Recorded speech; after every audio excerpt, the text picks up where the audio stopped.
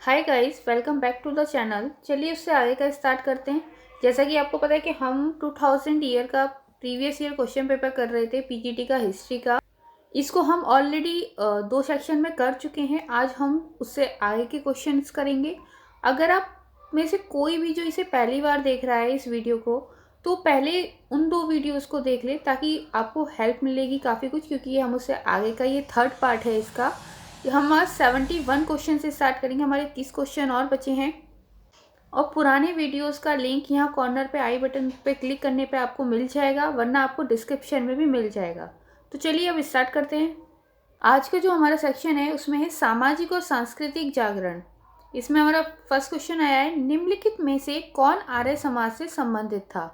Mahadev Govind रनादे, Annie Besant, Surendra नाथ बनर्जी, पंडित गुरुदत्त।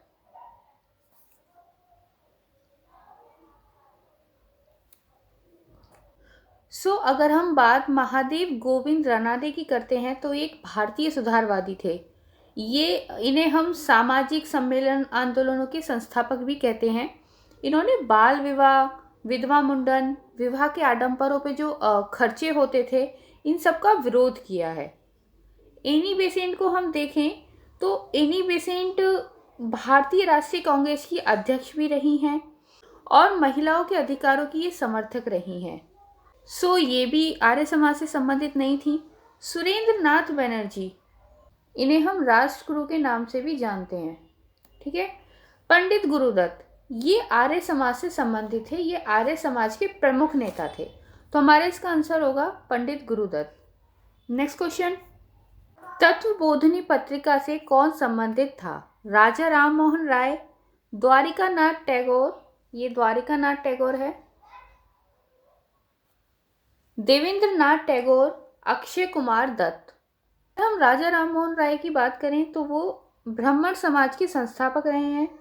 इन्होंने ऐसी बहुत सी पत्रों को प्रकाशन और संपादन किया है, जैसे कि जिसमें आते हैं हमारे संवाद, एक है इनका संवाद, एक कौमुदी है,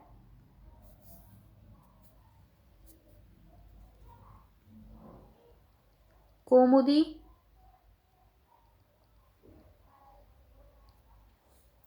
एक इनका मिरात उल अखबार है, मिरात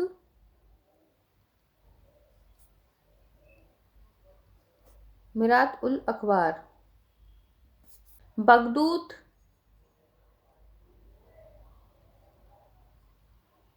ये इनके कुछ प्रमुख पत्र हैं। इसमें एक इन्होंने मैगजीन भी छपवाई थी जिसको हम कहते हैं ब्राह्मणिकल मैगजीन।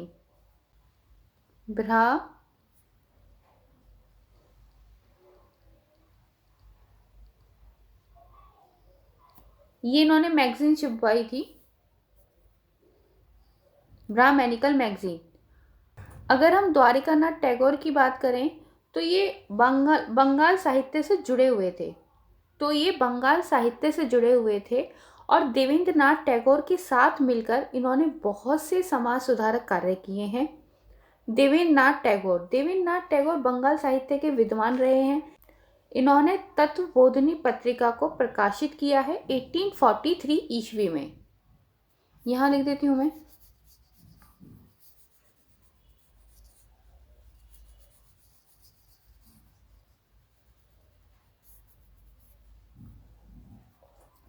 देवेंद्र नाथ टैगोर ने तत्वबोधिनी पत्रिका का जो प्रकाशन किया था वो 1843 ईस्वी में किया था, यानी कि 1843 में। लेकिन उससे पहले तत्वबोधिनी सभा हुई थी जिसमें कि ब्राह्मण धर्म से संबंधित बातें बताई जाती थी, उपनिषदों का ज्ञान कराया जाता था। ये सभा जो हुई थी ये 1839 में हुई थी, यानी कि 1839 में हुई थी। इसको ध्यान रखना है क्योंकि ये इंपॉर्टेंट है क्वेश्चन। तत्वबोधिनी पत्रिका 1843, तत्वबोधिनी सभा 1839, 1839, ये सभा है और वो पत्रिका है। सभा पहले है, पत्रिका का प्रकाशन बाद में आएगा इस ईयर को। इसको याद रखना है, कंफ्यूज नहीं होना है। इसका हमारा आंसर है Devendra Nath Tagore. Next question, Commonwealth पत्र में से निम्नलिखित में से किसका संबंध था? बेडरबन, एनी बेसेंट, ए ओ ह्यूम, बदरुद्दीन तैयब जी। ये बदरुद्दीन तैयब जी है, ये यहाँ पे गलत हो गया है, ये बदरुद्दीन तैयब जी है। सो अगर हम बेटरबन की बात करें तो बेटरबन एक सिविल सेवक थे जो कि भारत में नियुक्त थे, और हालांकि इन्होंने किसानों की सुधारों के लिए बैंकिंग सुधार में काफ़ी काम किए हैं, लेकिन ये उनमें सफल नहीं रहे हैं। इन्होंने फिर भारतीय राष्ट्रीय कांग्रेस की स्थापना में मदद करी है। सो इनका इससे कोई संबंध नहीं था। Annie Besant, Annie Besant Commonwealth पत्र के माध्यम से इन्होंने होम रूल लीग की मांग की थी, उसको बुलंद किया था, और होम रूल लीग की स्थापना 1916 में हुई, मतलब सितंबर 1916 में हुई है इसकी स्थापना, होम रूल लीग। इसकी डिटेल आगे पढ़ेंगे। इसकी स्थापना इतने में हुई। उसी दौरान एक दूसरा पत्र प्रकाशित हुआ जो कि न्यू इंडिया के नाम से था। तो एनी बेसेंट का नाम कॉमनवेल्थ पत्र से जुड़ा हुआ है। एक पत्र तो आपका कॉमनवेल्थ था, ठीक है, एक तो ये था, और एक और था न्यू इंडिया।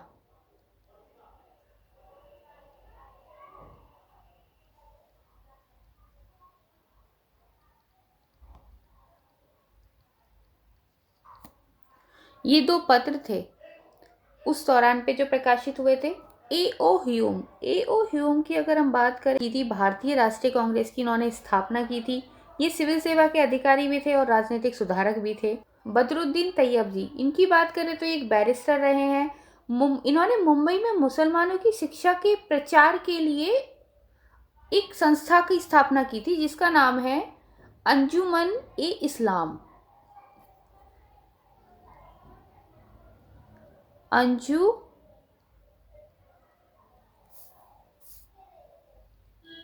अंजुमन, एक मिनट मैं इसको हटा देती हूँ जरा।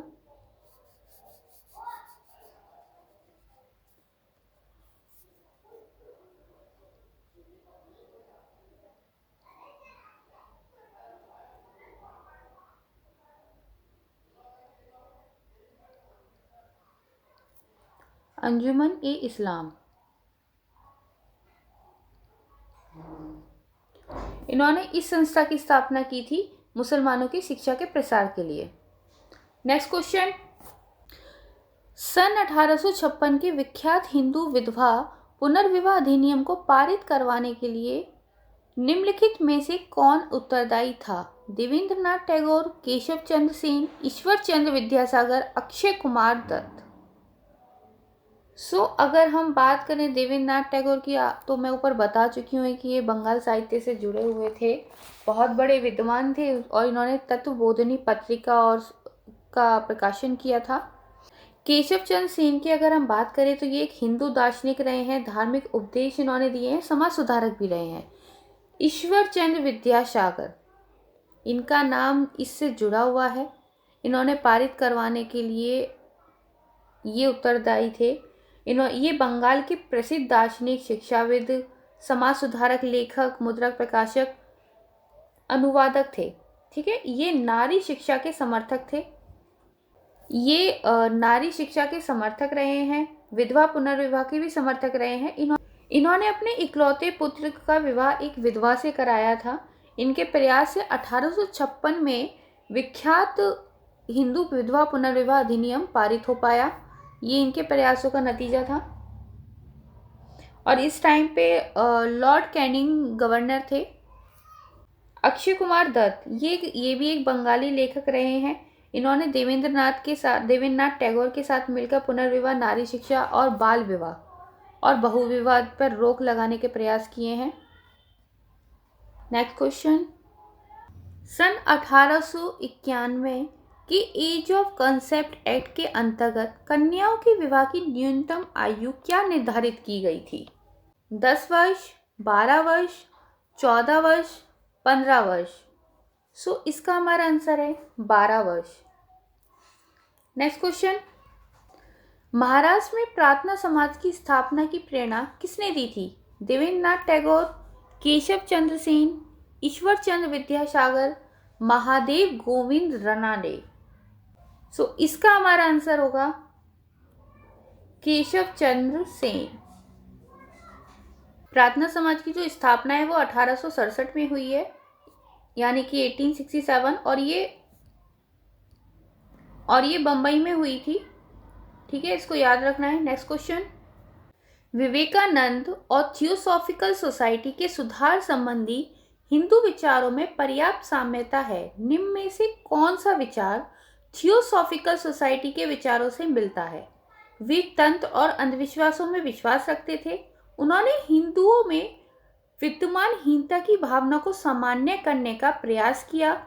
वे मानते थे कि जिस प्रकार ईश्वर स्वतंत्र है उसी प्रकार व्यक्ति भी स्वतंत्र है। ये यहाँ पे मानते यहाँ पे एक ही मात्रा। ठीक है, उन्होंने लोगों में आत्मविश्वास और आत्मसम्मान जागृत किया। इसका हमारा आंसर है, उन्होंने लोगों में आत्मविश्वास और आत्मसम्मान जागृत किया। नेक्स्ट क्वेश्चन, अस्पृश्यता के विरुद्ध पहली बार आवाज उठाने वाले राष्ट्रीय नेता कौन थे?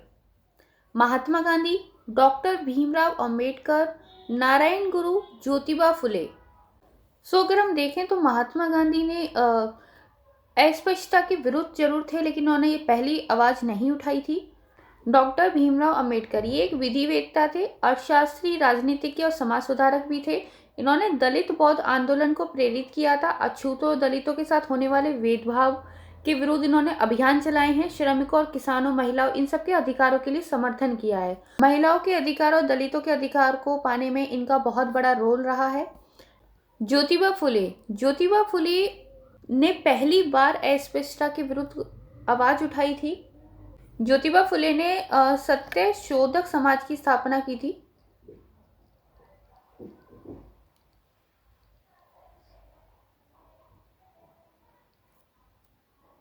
और इन्होंने 1872 में गुलामगिरी नामक किताब भी लिखी, जिसके माध्यम से इन्होंने निम्न जातियों को जागरूक किया है।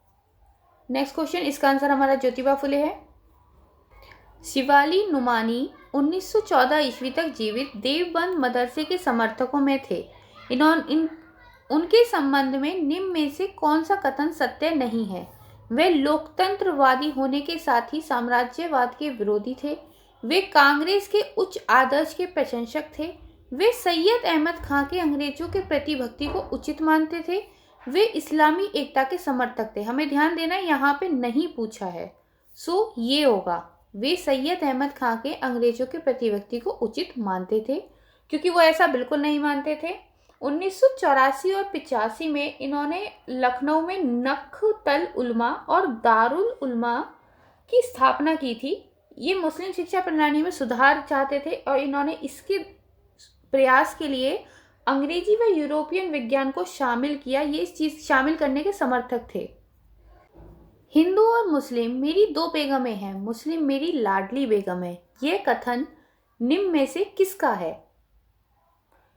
Bampfylde Fuller, Lord Curzon, Lord Dalhousie, Lord Mayo. इसका हमारा आंसर है वेमफील्ड फुलर, यानी कि first. Next question, sir Syed Ahmad Khan महिलाओं के लिए आधुनिक शिक्षा के विरोधी थे। निम्नलिखित में से कौन सा दृष्टिकोण उनसे असंबद्ध था? महिलाएं कुशल माताएं एवं गृहिणियां बने। वे महिलाओं में पर्दा प्रथा के पक्ष में थे। वे बहुविवाह को तर्कसंगत मानते थे। वे स्त्रियों को नौकरी करने के पक्ष में थे। तो वे स्त्रियों को नौकरी करने के पक्ष में नहीं थे। ठीक है, ये उनसे संबंधित नहीं है। ये तीनों वो मानते थे। नेक्स्ट सेक्शन है हमारा 1857 की क्रांति एवं अन्य विद्रोह। 1857 के विद्रोह के दौरान धार्मिक नेताओं के असंतोष का निम्न में से कौन प्रमुख कारण था? ईसाई धर्म प्रचारक की बढ़ती गतिविधियां, मंदिर मस्जिद में संलग्नित माफी, खालसा भूमि से भी कंपनी सरकार द्वारा कर वसूलना, सेना में ईसाई धर्म प्रचारकों की भांति मौलवी पंडितों को प्रवेश न मिलना। इसका हमारा आंसर है ईसाई धर्म प्रचारकों की बढ़ती गतिविधियां। 1833 ईस्वी में चार्टर एक्ट के द्वारा ईसाई मिशनरी को धर्म प्रचार करने की अनुमति मिल गई थी। इसी कारण से ये सबसे धार्मिक नेताओं का सबसे असंतोष का कारण बना। सन 1916 में भारतीय उद्योग आयोग की अलग से निम्नलिखित में से किसने रिपोर्ट प्रस्तुत की थी? महात्मा गांधी, मदन मोहन मालवीय, आशुतोष मुखर्जी, अली इमाम। इसका हमारा आंसर है मदन मोहन मालवीय। नेक्स्ट क्वेश्चन, त्रिपुरी जहां सन 1939 कांग्रेस हुआ कहां स्थित है? गुजरात, राजस्थान, मध्य प्रदेश, उड़ीसा। इसका हमारा आंसर आएगा मध्य प्रदेश। त्रिपुरी में 1839 में विख्यात कांग्रेस अधिवेशन हुआ था। मध्य प्रदेश के जबलपुर में स्थित है ये जो है ये मध्य प्रदेश के जबलपुर में स्थित है। और वहीं पे सुभाष चंद्र बोस ने कांग्रेस के अध्यक्ष पद को ग्रहण किया था। नेक्स्ट क्वेश्चन, असहयोग आंदोलन के समय किस नेता ने अपनी अति समृद्ध वकालत छोड़ी थी? महात्मा गांधी, मोतीलाल नेहरू, मदन मोहन मालवीय, वल्लभ भाई पटेल। इसका हमारा आंसर है मोतीलाल नेहरू। सन 1915 में काबुल में गठित अंतरिम सरकार का राष्ट्रपति कौन था? आनंद मोहन सहाय, रास बिहारी बोस, महेंद्र प्रताप, बरकतुल्ला। ये लय है। इसका हमारा आंसर होगा महेंद्र प्रताप। क्योंकि रास बिहारी बोस की हम बात करें तो इन्होंने आजाद हिंद फौज के संगठन का काम किया था। ठीक है, आजाद हिंद फौज के संगठन का काम इन्होंने किया था। ये प्रथम विश्व युद्ध के दौरान भारत के बाहर से संचालित थी। मुख्य बात यह है कि अंतरिम सरकार को जर्मनी और रूस ने मान्यता भी प्रदान की थी। और बरकतुल्ला जो हैं, बरकतुल्ला हमारे अंतरिम सरकार के प्रधानमंत्री थे, राष्ट्रपति नहीं थे। तो ये प्रधानमंत्री रहे हैं उस दौरान पे। निम्नलिखित भारतीय नेताओं में से अखिल भारतीय कांग्रेस का अध्यक्ष कौन कभी नहीं बना? बाल गंगाधर तिलक, महात्मा गांधी, मोतीलाल नेहरू, गोपाल कृष्ण गोखले। तो हमारा आंसर है इसका बाल गंगाधर तिलक। ये कभी अखिल भारतीय कांग्रेस के अध्यक्ष नहीं रहे हैं, जबकि मोतीलाल नेहरू 2 बार रहे हैं। अगर इनकी हम बात करें तो ये 2 बार बने हैं। महात्मा गांधी 1924 में बेलगाम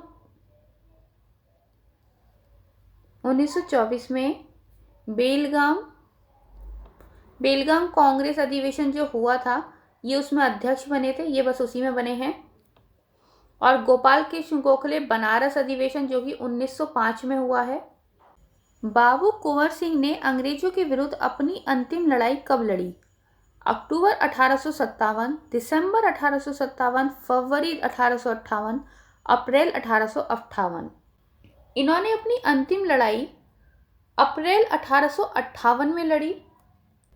इन्होंने इस युद्ध में अंग्रेजी और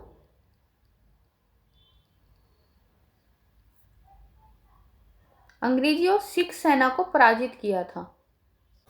1907 ईस्वी में द्वितीय इंटरनेशनल की स्टुटगर्ट कांग्रेस में स्वतंत्र भारत का झंडा किसने फहराया?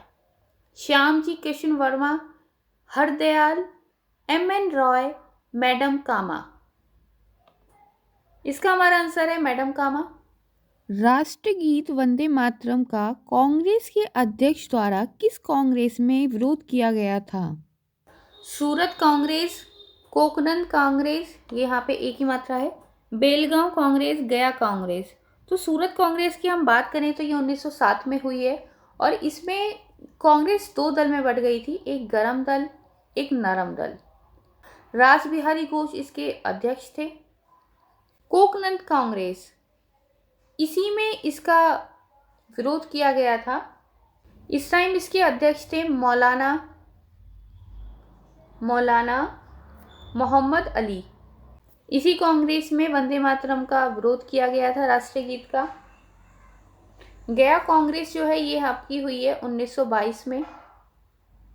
नेक्स्ट क्वेश्चन, प्रांतीय स्वायत्तता कब प्रदान की गई? 1909 ईस्वी, 1935 ईस्वी, 1919 ईस्वी, 1947 ईस्वी। इसका हमारा आंसर है 1935 ईस्वी। ये क्योंकि 1909 में हम देखें तो भारत परिषद अधिनियम पारित हुआ। इसे मार्ले मिंटो सुधार भी कहते हैं। इसमें चुनाव प्रणाली को मान्यता दी गई थी भारत में। ठीक है, इसको याद रखना है। तो 1935 को प्रांतीय स्वायत्तता प्रदान कर दी गई थी, यानी कि प्रांतों में दोहरे शासन का अंत हो गया था।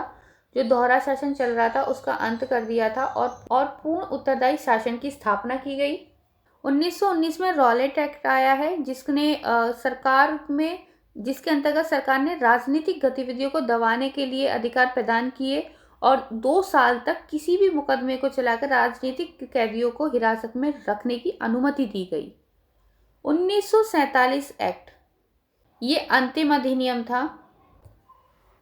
1909 के भारत सरकार अधिनियम द्वारा निम्नलिखित में से कौन सा परिवर्तन किया गया? मुसलमानों के लिए पृथक प्रतिनिधि और निर्वाचन मंडल की व्यवस्था थी। महिलाओं को मतदाता होने का अधिकार तो नहीं था, पर वे प्रत्याशी हो सकती थीं। इसमें से सरकारी सदस्यों को बहुमत बनाए रखा गया। विधान परिषद के सदस्यों को पूरक पूछने का अधिकार मिला। इसका हमारा आंसर है फर्स्ट, मुसलमानों के लिए पृथक प्रतिनिधि और निर्वाचन मंडल की व्यवस्था थी। नेक्स्ट क्वेश्चन, अकाली आंदोलन से संबंधित विभिन्न घटनाओं के कालक्रम में रखिए। ननकाना गुरुद्वारा कांड, तोशाखाना गुरुद्वारा कांड, गुरु का बाग संघर्ष। अकाली आंदोलन अगर हम देखें तो ये एक गुरुद्वारा सुधार आंदोलन था। गुरुद्वारा सुधार आंदोलन था।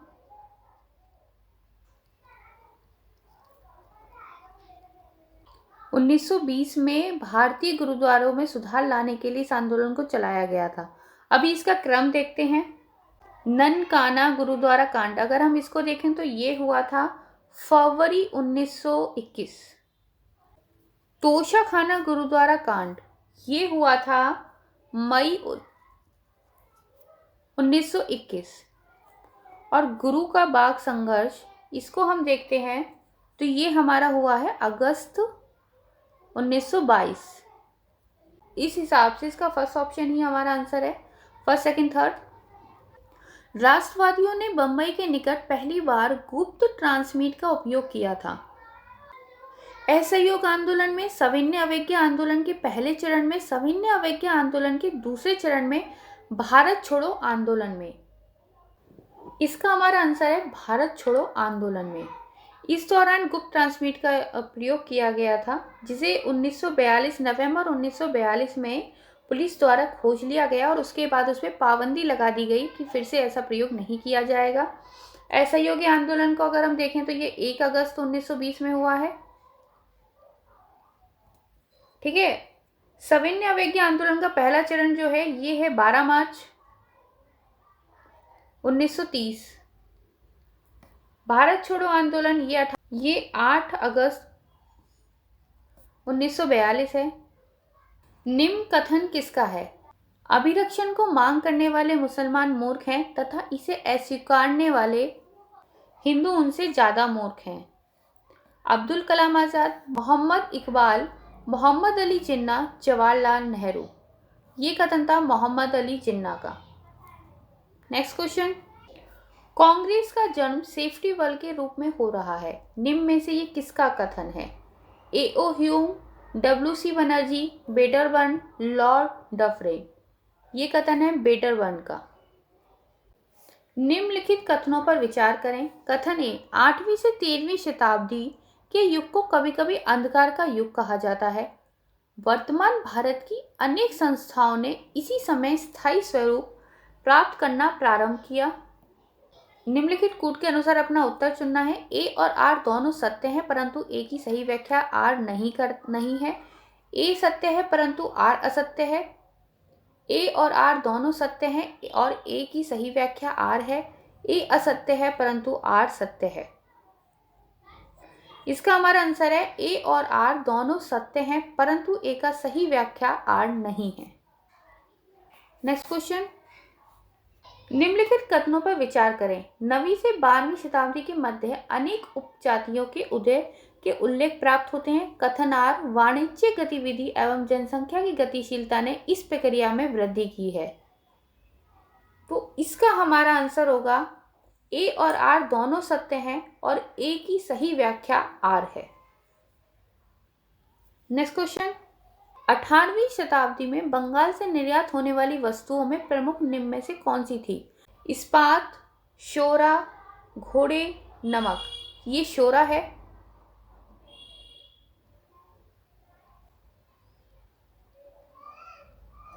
हमारा आंसर है ये शोरा, क्योंकि उस टाइम पे शोरा और सूती वस्त्र इन दोनों का ही निर्यात होता था। भारत में प्रथम औद्योगिक हड़ताल कब और कहाँ हुई?